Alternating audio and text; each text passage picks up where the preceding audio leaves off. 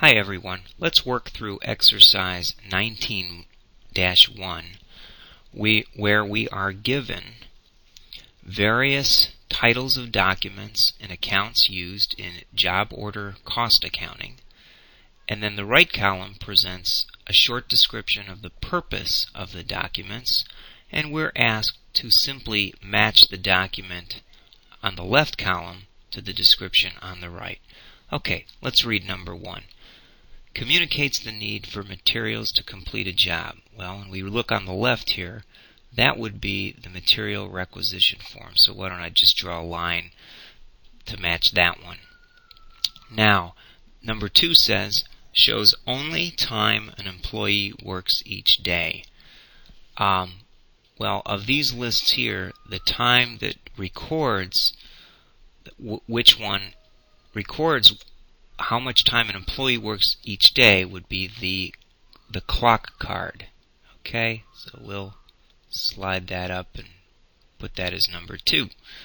Number 3 says shows the amount approved for payment of an overhead or other cost, and that would be a voucher. Okay, a voucher would show an amount approved for payment of an overhead or perhaps some other costs. Number 4 says, shows amount of time an employee works on a job. So number 4 would be the time ticket. Okay, so we'll draw that line right there. Number 5, temporarily accumulates the cost of incurred overhead until the cost is assigned to specific jobs. And that would be the factory overhead account. Okay, so I'll draw this line backwards so that we know where it's going and where it's starting from.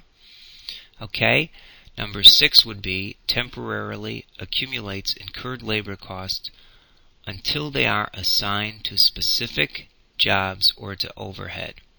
Okay, now since we're talking about labor costs, which can go to a job or to overhead in the case of indirect, we're talking about the factory payroll account. So that one would go right there.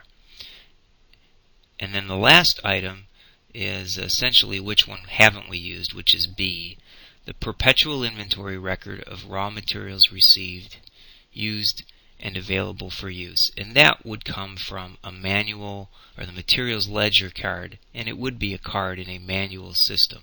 Keep in mind, in this day and age, these are all automated. So this would all be done within the computer.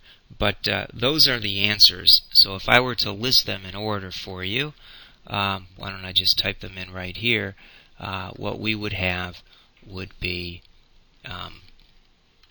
it would appear in this order: E, G, D, C, F, A, and B.